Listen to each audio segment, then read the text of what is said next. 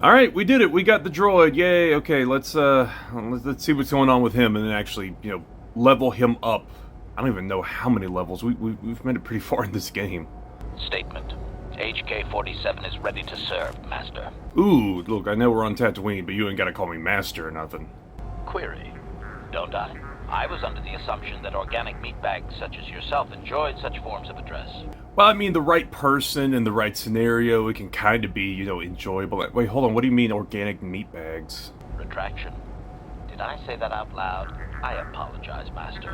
While you are a meatbag, I suppose I should not call you such. Yeah, except you just called me a meat bag again. Explanation. It's just that you have all these squishy parts, Master. And all that water. How the constant sloshing doesn't drive you mad, I have no idea. You're kind of making some good points there, I'm not gonna lie. Statement. Now do you understand the travails of my existence, Master? Surely it does not compare to your existence, but still. Commentary. It is our lot in life, I suppose, Master. Shall we find something to kill to cheer ourselves up?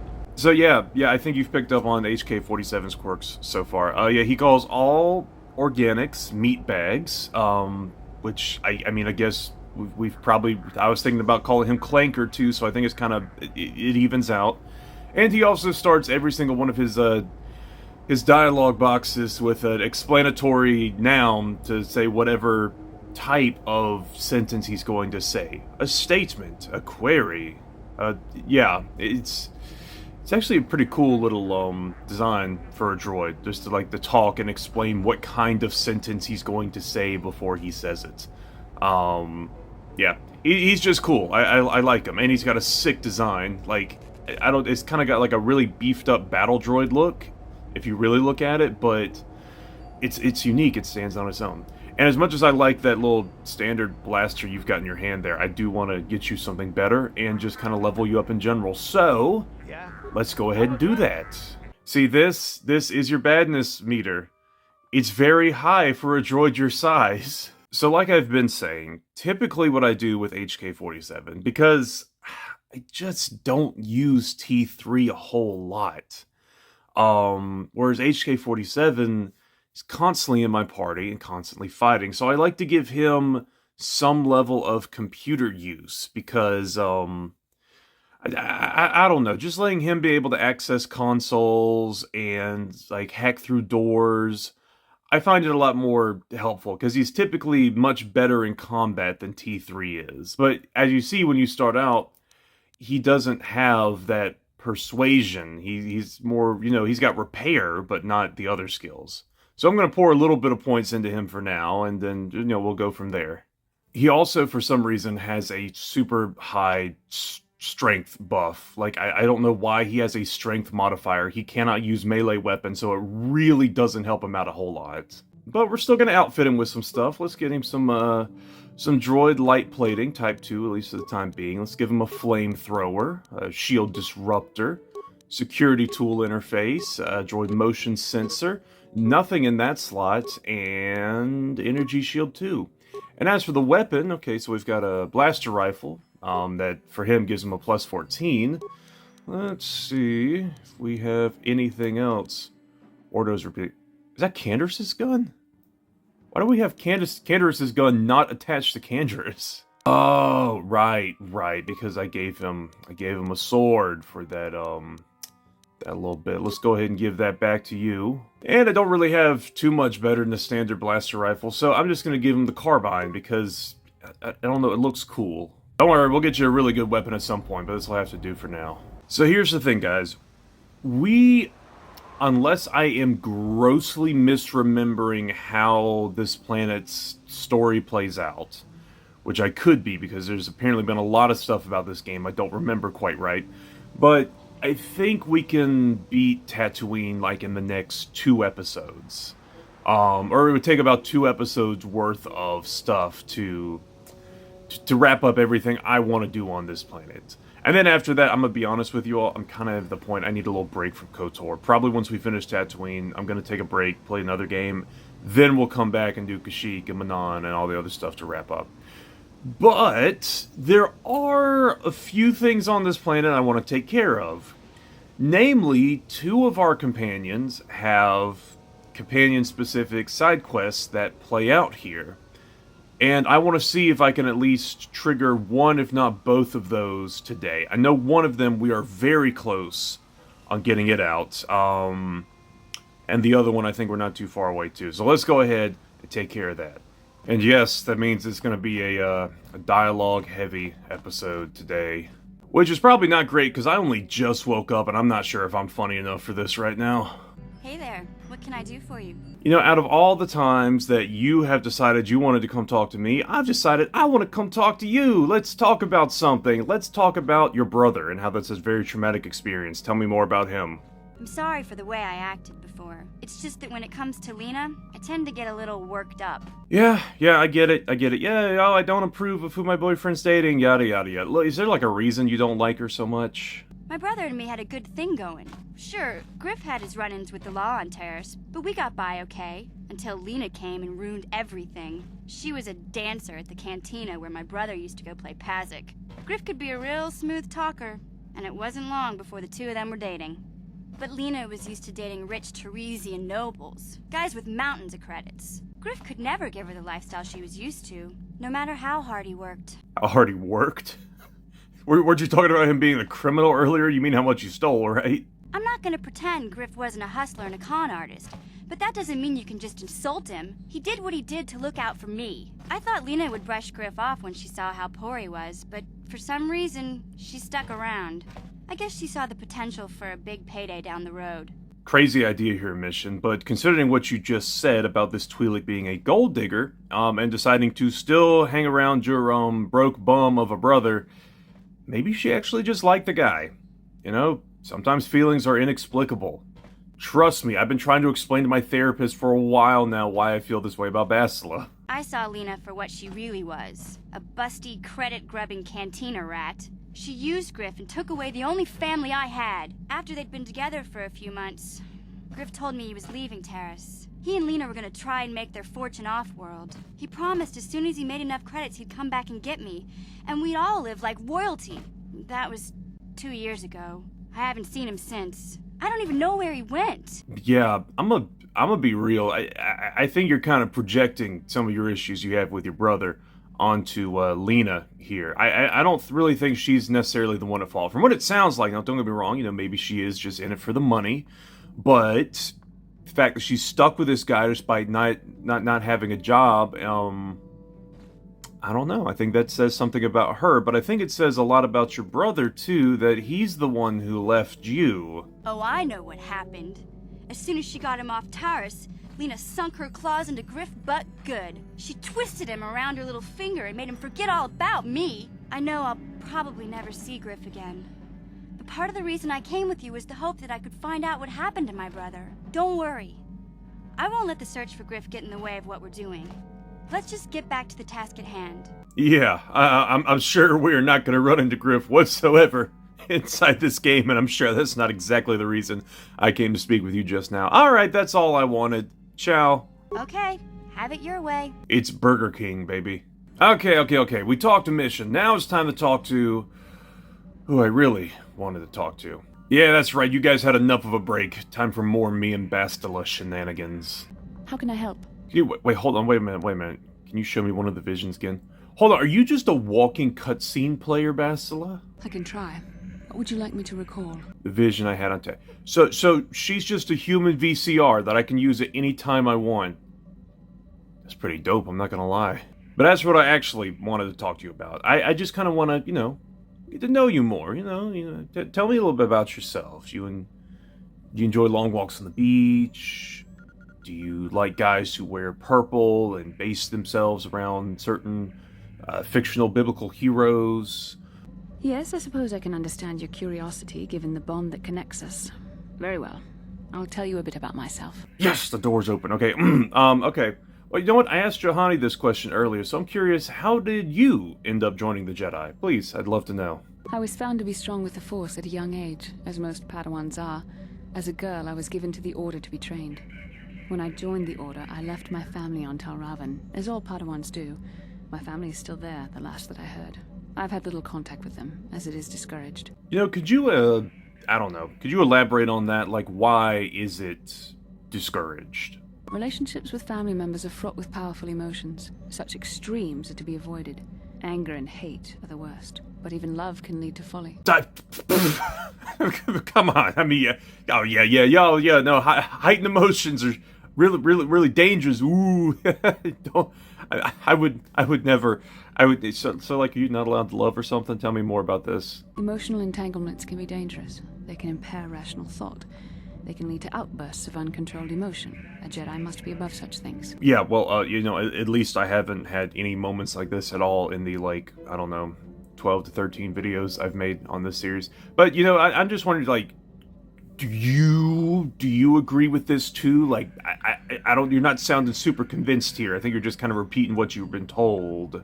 Please, I'm begging you, Bastila, give me something here.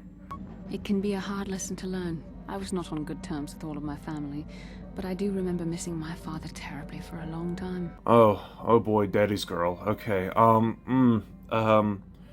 well, you said you weren't on good terms with all your family. Who were you not on good terms with? I was not on good terms with my mother. I was only a little girl when I left, but I was old enough to resent her and the way she treated my father. Oh no, she's a daddy's girl who has mommy issues. She pushed my father into treasure hunting. I spent all my young life on ships, traveling from one false league to the next. She whittled away my father's entire fortune, and I hated her for it. I think she was relieved to give me to the Jedi, but my father was heartbroken. Bastila, you're only making my emotions higher and more heightened and dangerous. Well, have you ever tried reaching out to your father again? A child is too young to understand the sacrifices that must be made. It's better if they have no contact with their family once they're removed. Once I was older, I realized the wisdom of this policy. A Jedi must do what is needed, personal desires notwithstanding. Love can only obscure and confuse the matter.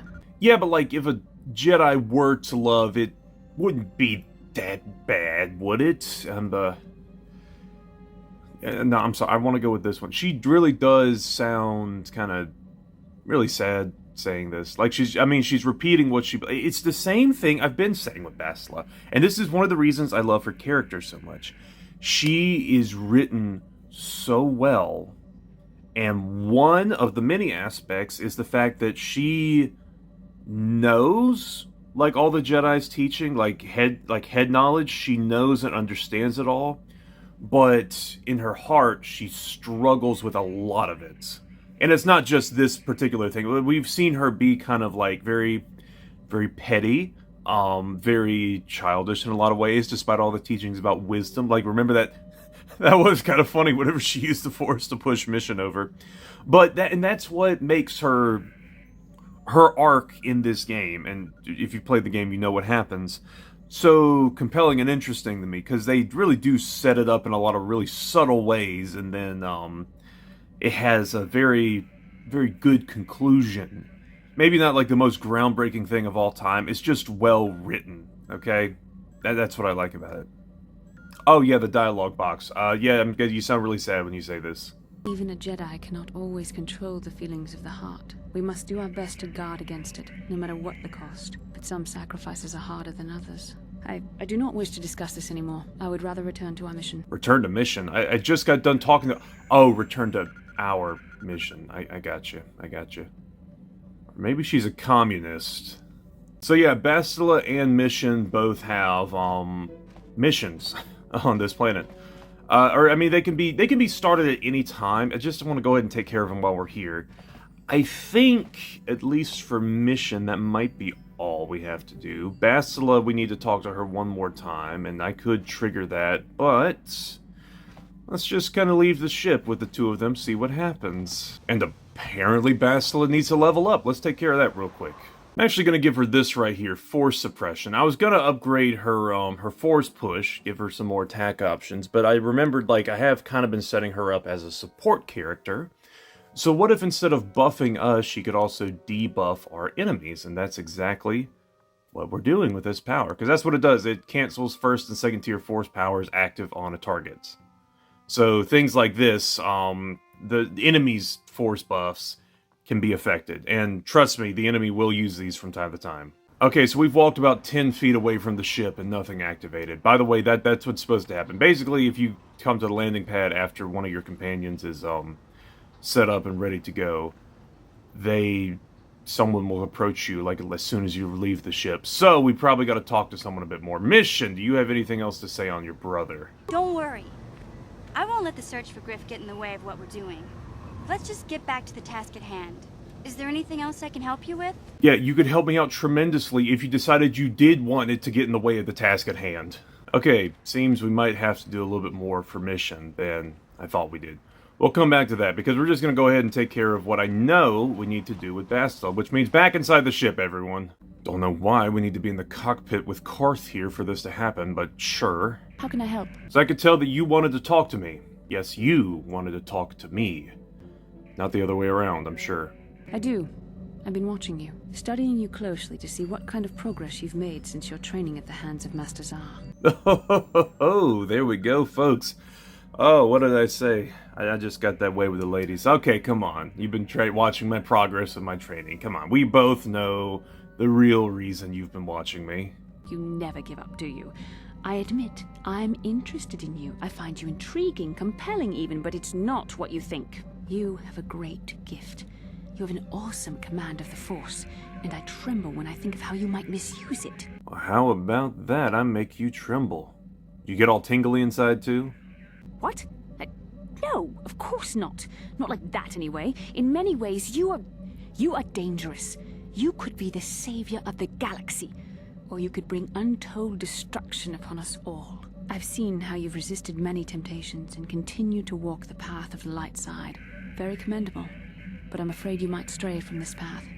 You need to see what the dark side represents in its entirety, for it is what we battle. Only the wisdom of a Jedi Master can truly explain this, but I will do my best to make you understand. Oh boy, not another lecture on the dark side versus the light side. You've already said you've seen me resist temptations. We've had this conversation before. Do we really have to go over it again? We must, for all our sakes. If you had the proper training under a master, you would know all this. But because of our mission, I must be the one to try and help you understand. The dark side is not simply giving in to anger, temptation, or to use the Force to destructive ends. These things only lead to the dark side. The dark side grows stronger and more insidious the closer you draw to it. It begs you to surrender to it, to release all its terrible power, and it becomes harder and harder to resist. And once you stop resisting, it's too late. It twists you up inside and turns you into a mockery of everything you once stood for. Yeah, and how do you know? How do you know so well what the dark side is going to do to a person? I am no less resistant to temptation than any other. I simply have the benefit of training that you do not. But even the training of the Jedi might not be enough to save us. We need only to look at the atrocities which have been committed by those under its sway to understand the terrible, corrupting evil of the dark side. Millions dead, and far more suffering. What sort of person would you have to become to perform such deeds gladly? Yeah, because we on the side of light have done no killing so far. Yeah, I haven't had to fight or kill anyone in this war, Bastila. One who serves the light does not strike down an innocent. We take arms against the dark side and the injustice that follows it only. It's so easy to think that we would never fall prey to such a horror, that we have unlimited control, vigilance, and foresight. If only that were true. The Sith have become powerful because there are many Jedi who've succumbed to the lure of the dark side and joined their cause. What greater weapon is there than to turn an enemy to your cause? To use their own knowledge against them? We are weakened while they are strengthened, so we must harden our hearts and do whatever is required to fight against the dark side, even when the battle becomes wearying. That's an interesting choice of words. To say we have to do whatever is required to fight the dark side, because I feel like, in a very serious sense, that could lead us down that path, that kind of pragmatic attitude, if taken to its worst possible extreme. I don't know. The vision of our future is clouded by shadows cast from the dark side. But I sense something ominous lurking in those shadows. But words alone cannot save one from the dark side. Come, we should continue with the task at hand. When the time comes, I only hope we are all strong enough to do what we must. Well, another great philosophical conversation with Bastila here. You know, I'm gonna be real. Like, don't get me wrong. KOTOR 2 is definitely the more philosophy-heavy game. That's the one where you get these great conversations with Kreia and even some other characters too.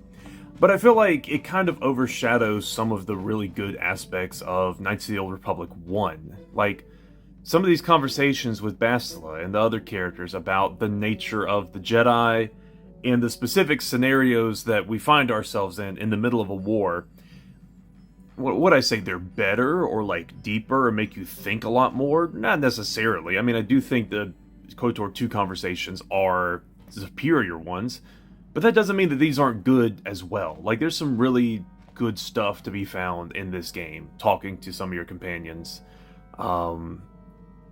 Maybe that's why I should keep talking to him. I haven't really talked with Karth all that much. But this video isn't about him. This is about Bastila and mission, apparently. So, yeah, let's just go ahead and go.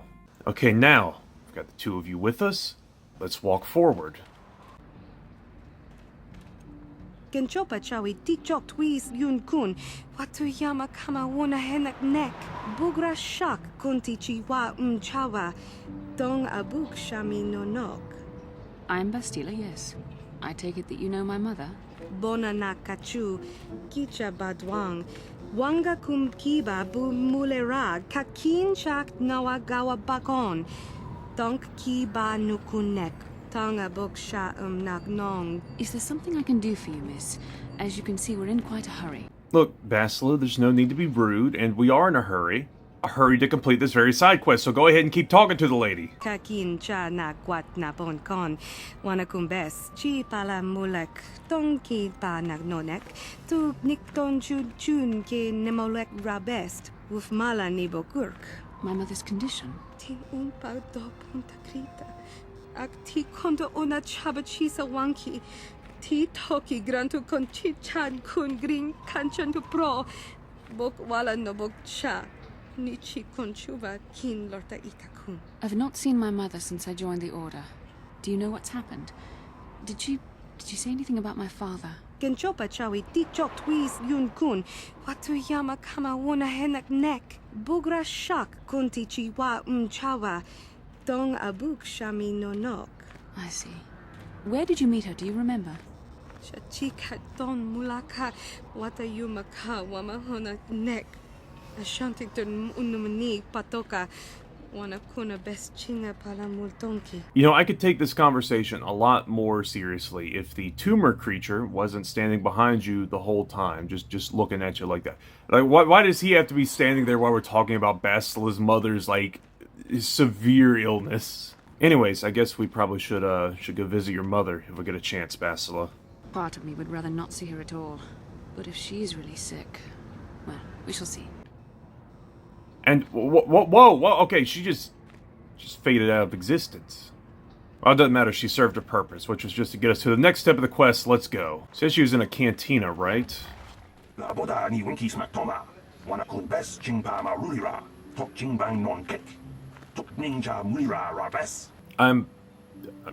sorry, what are we talking about?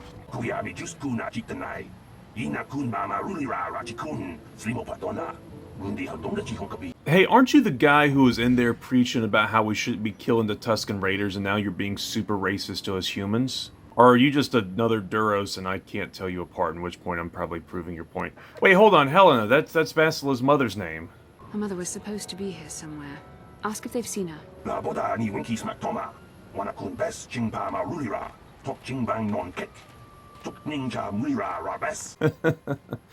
Yeah, I guess that's where Bastila gets it from, huh?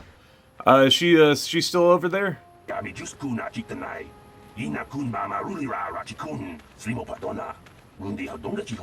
should try to find her. I doubt she wants to be kept waiting. Well, there we go. We got our objective. We've now got to go to the cantina on Tatooine. One of the most iconic Star Wars locations. Except not the actual cantina from Tatooine we saw in the movie, because that was in Mos Eisley, and this is Anchorhead, which is the third city we've seen on Tatooine, because the one in Phantom Menace is Mos Espa, which is different from Mos Eisley, even though they have almost the same name. But now we're in Anchorhead, which is a place that Luke referenced, and this is still, regardless, this is 4,000 years before any of that even happened. Why am I drawing attention to this? Let's just go inside the cantina. So this is the place, huh?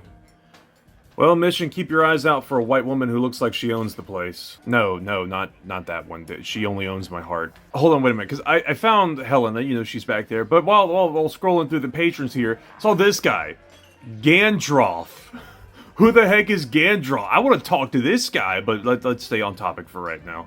There? I'm sorry, do I know you? I'm here, Mother, but don't you recognize me? What do you expect when I haven't so much as had a picture of you since you left? Do you know how long I've been trying to find you? You knew as well as I communication would be impossible once I joined the Order. Now what is this about? Where is Father? Then you haven't heard. I should have known. Has something happened to him? Are you going to tell me or not? Your father is dead, Bastila. That is part of the reason why I was looking for you. Dead? What happened? What did you do to him? Isn't this a lovely reunion? Already she's flinging insults at me. Tell me, you're one of her friends. Do you treat your mother this way? Wow, a lot of great dialogue options here. I could choose to drop some lore about my character. I could decide to just say, hey, I ain't dealing with this family drama. Or I could just say, yeah, no, I would if she deserved it. You know what? I'm backing up Bastila on this one. I'm going with the last option. I see Bastila seeks out friends that are as selfish as she is. This is how you treat a dying woman? I was told you were sick. Are you actually dying, or is this merely melodrama for my benefit? Such sweet things, you say. Perhaps I should tell you everything first before we start arguing again. You could start by telling me what you got Father into that killed him. I hadn't realized Jedi was so spiteful. You want me to tell you I brought your father here for an expedition, do you? You want to blame me for his death? You never accepted that your father loved going on his treasure hunts, leaving you alone with me. I was always to blame for everything. What else is new? So yes, fine. I brought your father here to look for great dragon pearls. He took an expedition into the Tatooine desert, and he died. How can you be sure of that? Father is an experienced... Do you think I would look for you if I wasn't sure? They were attacked by a great dragon, and one of the guides fled the battle. He saw your father killed. I see. So what do you want from me? Credits? Oh, don't be insulting. I want you to use those senses of yours. I want you to find him. I want you to bring back his holocron. Why? So you can sell it? Is it too much to ask that I have something to remember your father by? Of course it is, isn't it? You couldn't be bothered. We're very busy on a mission from the Jedi Council. I doubt I'll have the time. Ask my companions if you doubt me. Why don't you get the holocron yourself, Miss Helena? I don't know. Maybe the fact she just told you that her husband was killed by a dragon, Eren Yeager. Maybe that's why she didn't want to go for it. Although, what about your... You know, she hasn't really brought up the fact that she's sick. What about your mother's sickness? Are you down with the sickness? It doesn't seem to have anything to do with what she's asking. Are you actually sick, Mother? What difference does it make to you? None, I'm sure. Just find your father's holocron, and you won't have to worry about me again either way. That's the kind of response I would expect. Very well. We'll look for the holocron if we have time. I can't promise any more than that. I believe your father was headed north towards the Sand People Enclave. I would check along that route, dear. Do please hurry. Well, ain't that fitting, because we were going to be going to the Sand People enclosure. I mean, Sand People reservation. I mean, the Sand People's place that they live. It's almost like this game was designed where you can pick up a lot of these quests and just do them all in one run, because there's not really a whole lot of world space. So, Bastila, anything you want to say about all of this? About my mother? I'm unsure. I seem to find it difficult to remain objective when it comes to her. I find that disturbing. I mean, I know you guys weren't on the best of terms, and obviously we saw a little bit of that just now, but you didn't ask about her sickness. You didn't really ask a whole lot about her. Like, I get it, you had a very strained relationship, but she is still your mother. I have my doubts as to whether she's actually sick. Okay, I got you. So, what, do you think we should not look for, the holocron that your dad owned? We have more important things to do. Still, my father is dead. Just because we find the holocron doesn't mean I have to give it to her. Does sound a little selfish, but I can also understand it. So if we find this holocron, you're gonna keep it to yourself? I don't know. Part of me would keep it just so she didn't get it. I don't like that part of me. I would have thought my Jedi training would have put me past this kind of pettiness. I really don't want to think about this. Please, let's just keep going. Fair enough. And again, going back to, like I was saying, how much I love Bastila. This is another reason as to why. She does have all these issues. She does have these problems. But she's also just self-aware enough to understand she's got these issues. And that's something I feel like it doesn't always get seen in some media like this, but I feel like it's something you run into in real life. A lot of people kind of know what their problems are. They know there's aspects about themselves that they want to fix and that they struggle with, and they just kind of have a hard time with it. And that's what I like about Bastila. She feels real for that reason. Okay, don't turn her. Okay. I forget that you guys have some weird NPC pathing. But again, it's like she knows that she's petty. She knows that she's selfish. She knows she's harboring some really not good and not Jedi-like feelings towards her mother. And she wants to address it, but she's having a hard time addressing it and dealing with it. And well, there's a lot of reasons why that could be. And plus, I mean, Helena's not exactly a walk in the park either. But, you know, let's not deal with this too much longer, because I want to talk to Gandroff over here. Well, now, what can Gandroff do for you? It's been a while since I've had anyone bother talking to me. Usually it's some kid wondering what my old racing days were like. But I was back on Taris. Seems like a long time. Wait, hold on. You were a racer on Taris? I was a racer on Taris too. I was one of the best there was, you know, before the whole planet exploded. But, you know, yeah, tell me more about that. I'd love to hear some of your stories, man. I'm not sure what I have that you would be interested in. I'm just an old swoop jock that doesn't have the head for it anymore. Well, you know, I like swoop jocking too. Maybe that's all we need. A little drive to clear our heads. Could you tell me anything about you or, you know, racing? Is there any racing on this planet? I don't know. Best place to race is wherever the track treats you sweet and your times are golden. It's that simple. You get hung up on any one track and he'll end up like me. My favorite stop was Taris. Taris. Yeah. Always look forward to going back. No, I don't want to touch my bike at all. Maybe I wasn't in a winter circle lately, but I still race for sport, you know? You are just a fun old man. I love this. Any particular reason you enjoyed Taris so much? A woman? Well, I never won on Taris, but it was almost my first stop on the circuit, and last if I could help it. That doesn't matter now. You can't ask for more certain closure than the whole planet being gone. Poof, boom, gone. Keep safe. Yep. Seems like tough times are coming. Yeah, they probably are. So, well, I think that's gonna do it for now. We got started on Bastila's companion quest. We still aren't able to get missions going for some reason.